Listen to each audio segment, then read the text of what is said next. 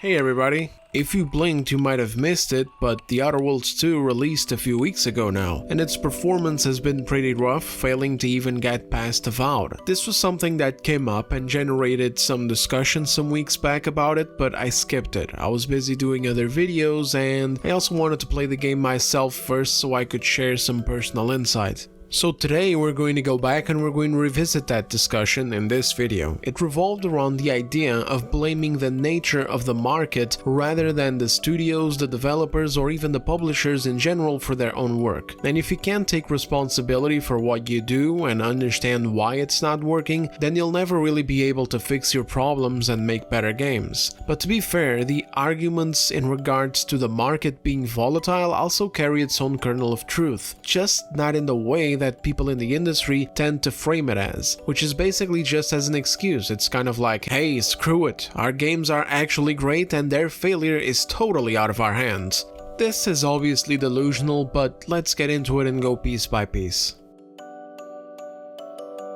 So this all started a few weeks ago with some shitposts noting that The Outer Worlds 2 was struggling to match Avowed's numbers on Steam, with Avowed having 19,000 players and The Outer Worlds 2 having 13,000 at that time. Ever since then this number has increased, but not by much. It hit 18,000 and then it stagnated, and now it's been declining. I doubt it's ever going to go back up again, so it's likely that this leaves us with an all-time peak that is even inferior to Avowed, which, well, was a disgrace, frankly. Rock Solid, a popular shitposting account on X, made a snide comment about how Obsidian made banger games up until 2015 and then never made anything good ever again. He concluded with, "Too many such cases, I wonder what else happened in 2015. A lot of people quote tweeted this, there was a lot of seething over it, with many pointing out how this guy is a tourist because Obsidian made Pentiment, which came out in 2022, and apparently it's good. Like, I wouldn't know, I didn't play it, and I would wager the vast majority of the people watching this video didn't either. I'm open to trying it out, of course, but let's get real. This was not a mainline game, it's a niche game. If there's a time where you need to pool your resources and make the best damn work that you can muster, that time was while making Avowed and The Outer Worlds 2. Not a small side project that released as an Xbox and PC exclusive and that will only appeal to a small amount of people. I do like the art on it a lot though. Like, I think the artwork done on this game is way better than what was done with Avowed and Outer Worlds 2, where everything just looks like a mishmash of giant mushrooms and shit. But anyway, regardless, the most interesting quote tweet was from this guy, Alex Hutchinson. He's a game developer who has been around for a long time, having worked on several prominent releases like Assassin's Creed 3, Far Cry 4, Army of Two, Journey to the Savage Planet, etc. He noted that the problem is not the studio, it's actually the market. Quote, "Too many games in everyone's backlog, too many service games eating massive percentages of players' times, it's gonna put a lot of developers out of business, times are a-changin'." First of all, just a small pet peeve, please drop the random pirate talk or whatever. I have to deal with enough bad, quirky bullshit writing as it is while playing through The Outer Worlds 2, and it would be nice if I didn't have to see it while discussing serious industry matters. Anyway, back to the topic. People didn't like this guy's take, and for good reason. I'll be getting to each of his points individually, but in short, it's not that what he said are all just a bunch of lies, but the way that he's saying this to cover for bad games is totally misrepresentative of reality. Again, we'll get to it one by one, but dude, I mean, to take Obsidian, who just put out an incredibly boring and broken RPG earlier this year that couldn't even stand up to scrutiny against a 2006 game, and then say that the fault of games flopping is on the market and its conditions rather than the sloppy work that the studio is doing, failing to appeal to players, is ridiculous. Before we expand on that, let's look at some responses that Alex saw and responded to as well. Luzon says, "No, I'm the target audience for their games. I crowdfunded Pillars of Eternity 1 and loved the game. Tyranny was a day one buy. Pillars 2 and Outer Worlds 1 I bought and played through. They were good, but already a bit eh. Avowed and Outer Worlds 2, meh. Maybe for a deep sale. And then the dude concludes with, "It's the writing." Alex responded with, "That's anecdotal. The facts I listed are global. And yet, the facts that he listed are either not accurate at all, or they don't correlate with what's being talked about." And this is the major issue that developers like these have. They refuse to listen to individuals. They just take that kind of criticism as anecdotal. They exist in their little bubble and refuse to pay attention to what people are saying, almost as if it doesn't matter, because there's always going to be some other crowd, some other audience out there somewhere who's going to connect with their games and buy them. And then if it doesn't happen, well, it's the market. This person crowdfunded Pillars of Eternity and was there for every major release from this company. If this isn't a person to listen to, I don't know what would qualify. Could Luzon just be one random dingleberry on the internet? Sure. But Alex and so many other developers completely ignore individual complaints like these and just opt to pin the blame on this market, like some kind of amorphous abstract thing that can't be touched or assessed. This is not the way. Let's go back to his statements and see how good Alex's global facts really are. Too many games in everyone's backlog, too many people waiting for free games or monstrous discounts.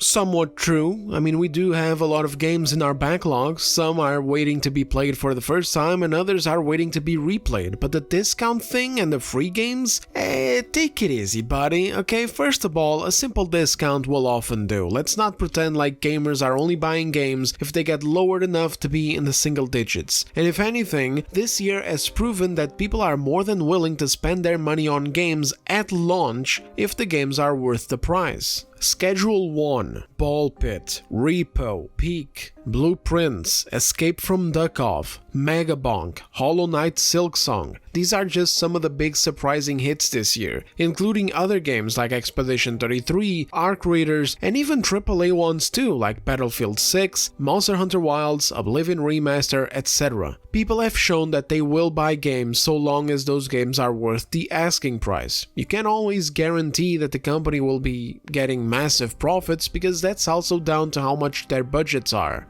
There's a huge problem with big companies wasting a lot of money in production these days. This is something they have to fix. It is what it is. There's nothing we can do about that. But if you have a good game and you price it competitively instead of just thinking that you're owed those $70 price tags for some delusional reason like, oh, but we're Ubisoft, or oh, but we are Electronic Arts, or hey, we're PlayStation or Xbox or whatever the fuck else, like, sorry big chief, but nobody gives half a shit about your names anymore. Actually, let me rephrase that. We're currently in the process of nobody giving a damn. Some still do, sadly, but that's going away fast as they realize that a company or a studio's name means nothing anymore when they're bringing up old games from like 10-15 years ago, often made by people who aren't even at the studios anymore. Some people are still innocent enough to see a company come out with a trailer saying something like, "From the creators of Fallout," and then advertising their new game that has nothing to do with that name at all. Such as what happened with The Outer Worlds 2. They once again made the mistake they made back in 2019 with the first one, and they advertised it using Fallout's name. Then people go into it thinking about it, not necessarily thinking, oh, we're going to get Fallout again, but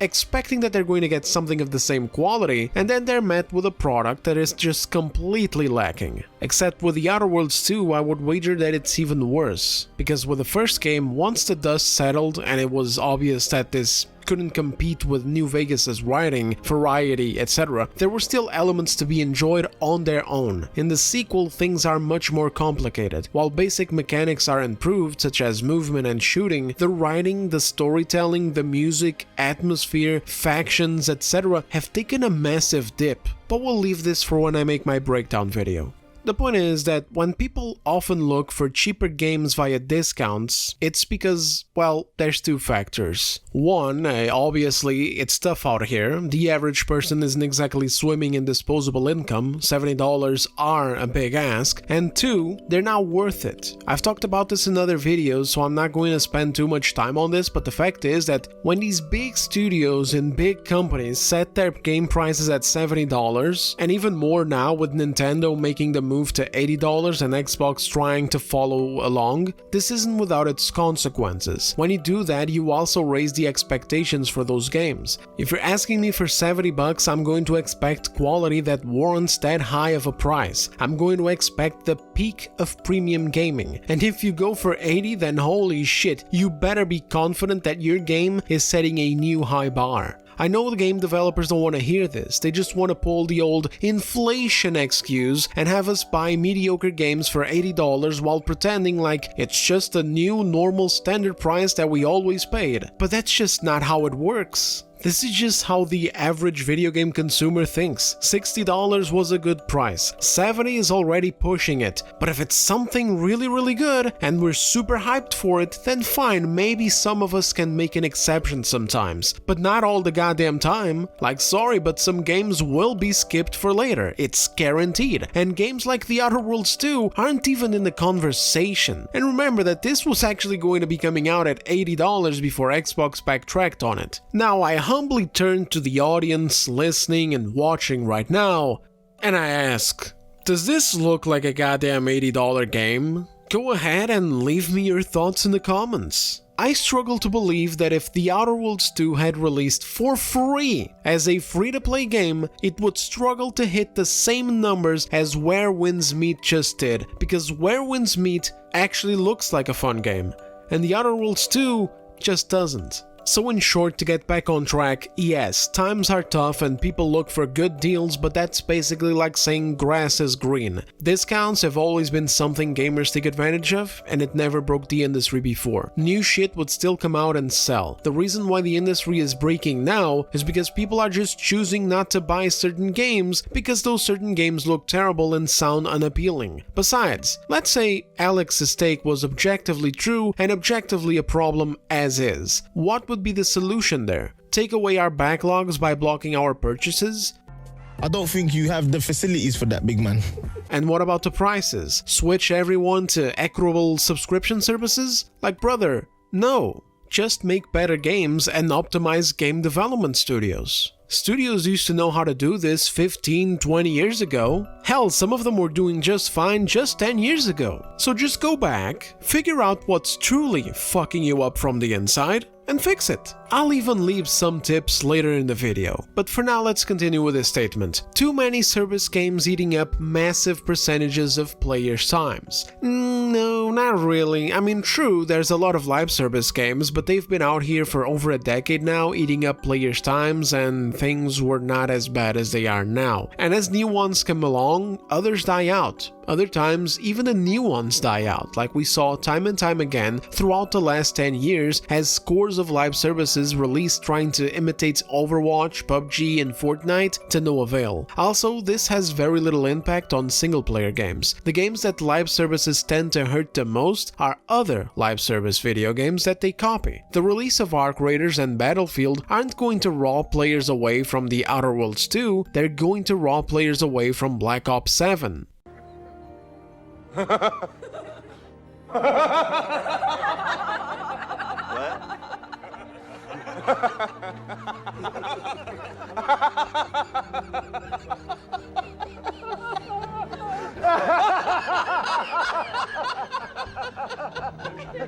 Now, are times changing regardless? Are lots of developers going out of business? Yes, but the reasons why are much more complex than just market conditions, and they absolutely do involve a lot of fault and responsibility by part of the studios and the individual developers themselves. Game quality in certain games is notably lower. We can see the decay in Obsidian by playing Avowed and Outer Worlds 2. For Ubisoft, it was also visible all over Assassin's Creed Shadows. I got a 2-hour video pointing it out with examples. BioWare is another sad case as they completely watered down Dragon Age, and now I'm very scared for Mass Effect. I could go on for days and days. So no, it's not anecdotal when a fan of a studio tells you that the quality of their work has been in decline. And holy shit, it is absolutely not anecdotal when they point out how busted the writing is. But let's slow back down and check out another noteworthy response. Another fella responded to Alex by saying, "Interesting theory, except when we have an indie game that had no marketing show up and body their game who can't get a tenth of the players. Yeah, you can complain about the price, but if the game is fun, word of mouth will spread. That obviously hasn't happened with The Outer Worlds 2. Alex's response was so close to the damn truth that it's even annoying to read. He said, 90% of indie games released on Steam make under $1,000. This is an outlier. And god damn it, I wish someone had said back to him, exactly, now read what you said one more time. Because he's right there, he's right next to the answer to all of this. Escape from Duckov is an outlier amidst loads of other indie games that straight up don't make it. And that's not even counting the ones that frankly shouldn't even be counted because they're like low effort shovelware or very small and limited first time projects. Already taking those off, Duckov and other major indie releases this year may still be outliers in the indie market, but you know, there's a lot of outliers this year if you really think about it, because again, Schedule 1, Ball Pit, Repo, Peak, Blueprints, Megabonk, and Hollow Knight Silksong are right there next to it, so it's not that much of an outlier anymore. But anyway, why are they outliers against the rest of the indie market that often does not make it? Because they were really goddamn good. So good that they stood out. And that's what so many games in AAA are right now failing to do. They're failing to stand out. They're failing to be fun. They're failing to be interesting. Failing to tell good stories. Failing to feature good writing. Many of them are even failing to have good character design, especially out here in the West. So on, so forth. And this is not even to mention how those failures are usually packed together with other major problems, like overblown budgets, and also the result of really stupid decision making during COVID, where many studios expanded and corporatized themselves. They went big, taking on new challenges and making new goals for themselves that have nothing to do with gaming or game development, such as social impact mission statements for various different causes. Some of them go for green causes, others go for social causes like diversity and equity. Shit, some of them go for both. So on, so forth. When a studio does this, when they just put game development in second place and they go and focus on all of this social bullshit, don't come crying to us afterwards because your games are failing. I'm not going to be offering a shoulder to cry on, like I don't give a fuck. You made your choice. You cooked yourself. Way too many major studios and major companies do this these days, all while spending loads of money on those expansions. Like this on screen right now is what CD Projekt Red looked like a couple of years ago when they made this video to put out their intentions towards ESG. Another useless thing that has nothing to do with gaming but that these major gaming companies bought into. This was a video made for investors, not for us. Their studio has grown into a campus, staffed full of people with so many leisurely places that it makes the damn place look like a hotel. All of this has cost them a lot of money, and that money is not going to be in The Witcher 4's budget, but it will be at the forefront of the company's mind and their investors while going forward. Now their next games are going to have to do even better, not just to pay for themselves, but to justify all of this bullshit and to pay for all of these salaries and additional initiatives. And there ain't no way that you'll be telling me that all these people are essential to the games they're making. Like, let's not kid ourselves. They're not. You don't need to turn your studio into a campus and go all multinational and shit like Ubisoft to make a game like Witcher 3. In fact, it's the opposite. You make games like Witcher 3 by doing exactly what they were doing, with a few hundred Polish assholes in an office making a terrific video game. But I'm not even going to be touching on all of that. Just pretend like it isn't there, and let's go back to the main point, which is standing out. This is the big problem that Outer Worlds 2 suffers from, which is the same problem that Avowed also suffered from. And next to that is the price. A game like Doom Dark Ages, for example, is not a bad game. There's issues with it that people disliked and made it definitely be a step down from Eternal, but a bad game it is not. But when you push it out the door for $70, that's a problem, because why would I pay so much for it? Like, No, I'll just wait. It's like 45 euros right now during the whole Black Friday sale season, and I'm still not buying it. It's not that it's not worth 45 euros, I'm sure it is, but now it's been months and the hype kind of died down, so now I feel like I can wait even longer. You know what I mean? You know, my mind is just elsewhere. Again, I know game developers don't want to hear this, but it's the truth. This is where the whole saturation thing is a palpable issue for them. This is where I would agree if Alex brought it up, because if a game is $70 at launch and I find it to be too much so I decide to wait on it, the truth is that later on, let's say 6 or 8 months later, by the time the price gets lower, I now have a bunch of other games that came out between then and now that I might be more interested in, like Ninja Gaiden 4 for example, or I may have other games from earlier in the year that I'm also waiting for their prices to drop to be at an even better price, like Dynasty Warriors Origins or Monster Hunter Wilds for example. And so now there's more competition for games in my bucket list. If you fail to make an impression and present yourself as a smart and affordable purchase early on, you are cooked. This is a thing many companies have totally forgotten about. They just think that, well, the current premium price of games is $70, so I'm just going to charge that much, instead of looking at what they got and wondering if maybe they should adjust it. Many of them, I bet, can't even do this because they just have a totally disconnected view of their own game, like it's their game, they've been spending years and years and years working on it, and I get that, so they value it very highly, but have to think about it from our perspective. Some people are just delusional in this, like Randy Pitchford, who genuinely believed that Borderlands 4 should have been worth $200.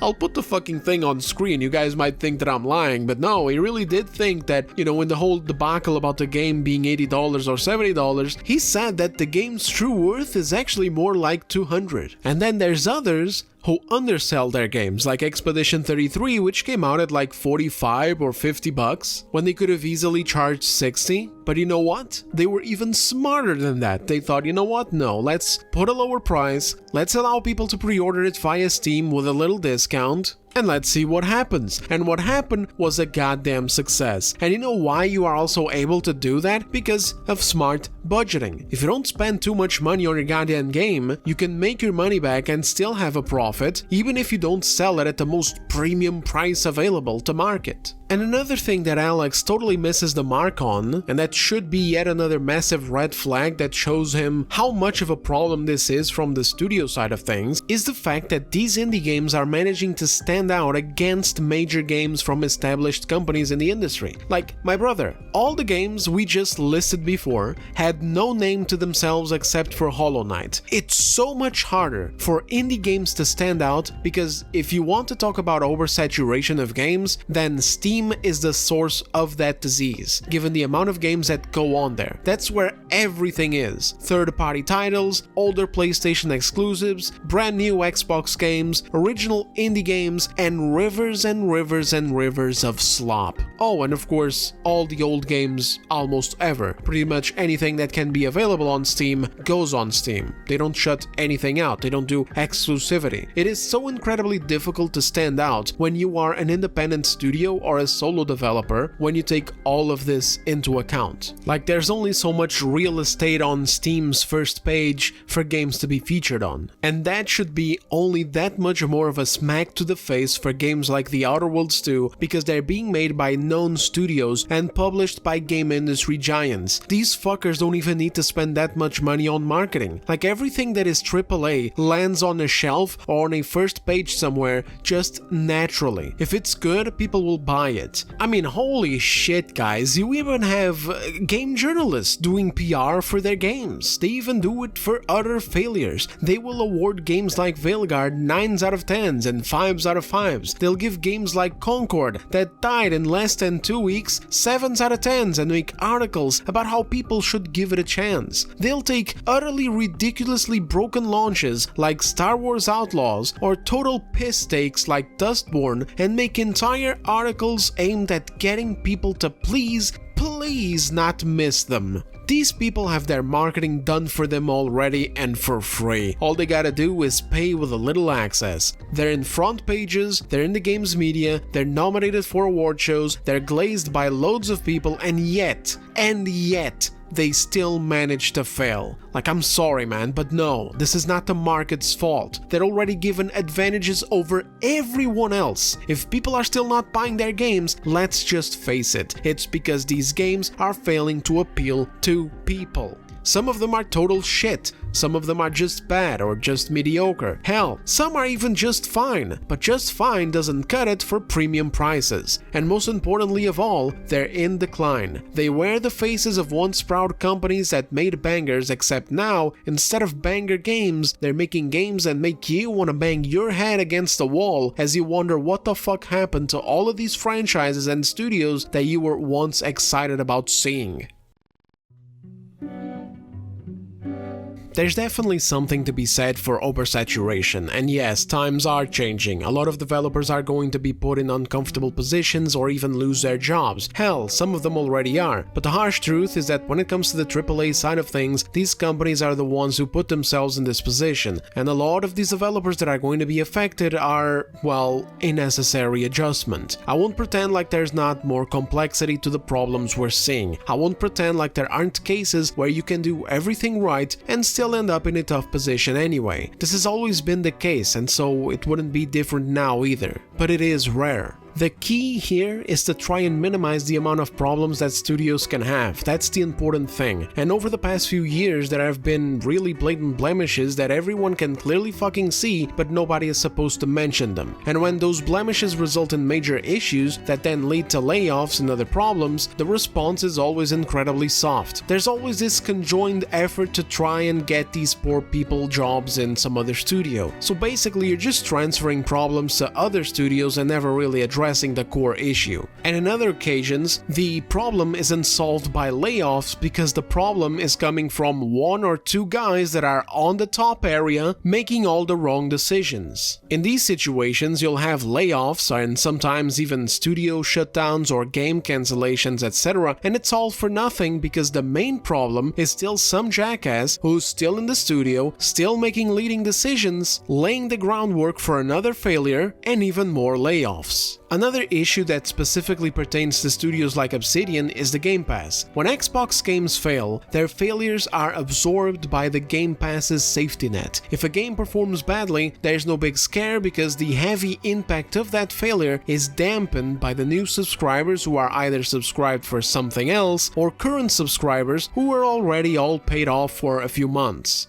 Outside of the Game Pass, a flop can be critical to a company and actually force them to wake up and make necessary changes. But here, nah, it's all under this safety mantle. Avowed and Outer Worlds 2 are basically mid at best video games, and I don't see Obsidian changing from them because they don't have to. They're basically fat, lazy, and satisfied. Again, for the third time in this video, I know this isn't what game developers want to hear, but it just is what it is. Adversity in game development sucks. It has many consequences that are negative, such as crunch, anxiety, and in extreme cases, even burnout, as we saw in some occasions, such as with the Mass Effect Andromeda development. And the uncertainty of your company, or your position at the company being tied to how a game performs, is tough. It really is, and I'm being serious here. But a little adversity in game development is absolutely necessary, because game development isn't just some office job that you can kinda just get and there you are, passing the time on your 9 to 5, going through the motions of your routine until it's time to clock out, or in some cases, having fun, like I imagine some developers at CD Projekt Red have with all of that hotel shit that they've got in there, or like how the developers of Concord reported to have had in a cope session on Reddit.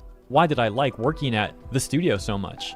And it was like, I really just enjoyed the team, the people. Yeah. That's what I miss. I get People that. were kind to each other. If someone had a bad day, people would be super supportive and be like, go ahead, take the time. If you're not feeling good, just go home. This is the first studio where I felt equal and treated right. Not only is everyone super talented, but also everyone respectful and nice. It's a green flag when I can go into the women's bathroom and it's not only filled with feminine hygiene products, but also so there's women there. And it's like, oh, I have to share a bathroom with other women now? Like, whoa, that's odd because you usually get the whole place to yourself.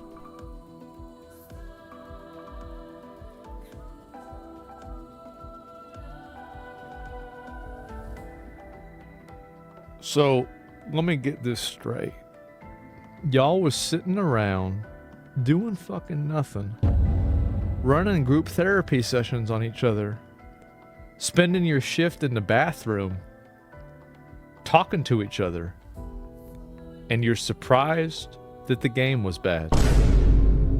Game development is difficult. It's the kind of job that is driven by a lot of passion, real passion. Like, I'm not just using the word because it's fancy or trendy or looks good on a resume. I'm using the real definition of the word. You have to have a special kind of love and connection to the project that you're working on. Of course, game development isn't all a hardcore mode experience. It varies. Your standards are basically as high as your budget goes. The lower your budget and price for your game, the lower your name in the industry, the lower the standards you'll be held to. Your visibility and your returns are smaller, but so is the amount of risk and stress that you're taking on. But the higher those things go, then so too does the risk and the standards that are expected of you. And when you're in high stakes development, when you're making games with millions of dollars on the line, in a studio with hundreds of developers for a company with a big name that means something and that people have high expectations of, then you can't afford to have random people on your team who are either incompetent or out of touch, or who don't respect the project that they're working on, or the players that they're working on it for, which is something that we've seen way too much of these days, with unhinged developers taking to social media to either insult or threaten their own fucking fan bases. This is the type of shit that creates problems for yourself and your studio. I understand that pricing is another matter and belongs to the publisher, and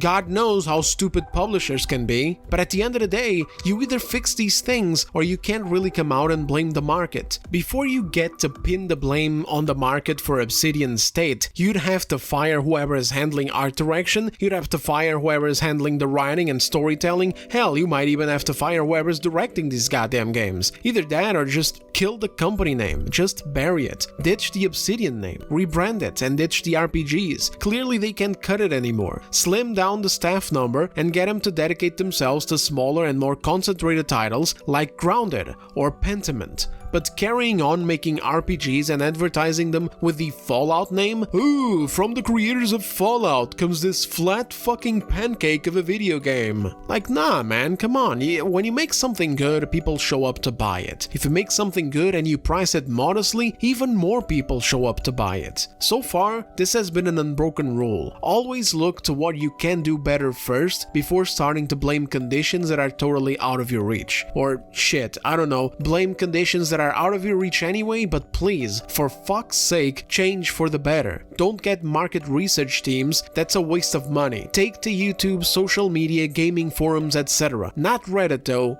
That's useless. Come on down to the mud and hang out with us. Hear what we have to say. If you can't do it yourselves because you're too sensitive and some of us are too much of an asshole, I get it. Hire someone to do it and just clean up the information so it doesn't come off as offensive. I guarantee you that player feedback is a golden source of information. Again, that Luzon person up there, I don't know if it's a dude or a chick, that's a prime example. I know it can come across as anecdotal when you can just as easily find someone else calling themselves a fan and shilling for the game. But that's where you go and apply some common sense. If I can do it, it really can't be that hard. The real problem is that companies like this prefer to spend their money on people who will affirm their bullshit instead of give them an honest take. Like recently there's even been this other big article from a major source putting out this huge cope thing, I'll put it on the screen, saying that, oh, things are tough now because gamers are just not buying video games anymore.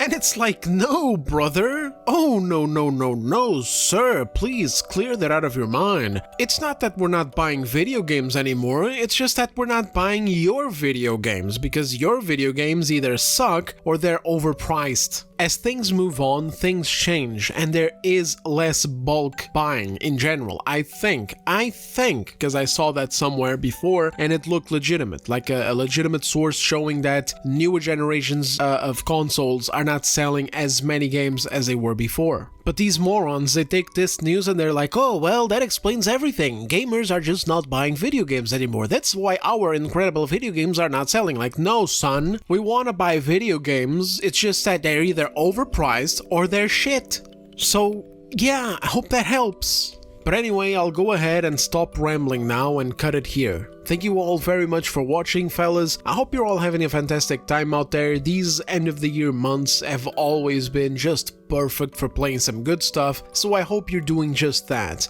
With that said, I'm out of here. Like the video if you enjoyed it, subscribe if you haven't yet, and I'll see you guys on the next one. Take care.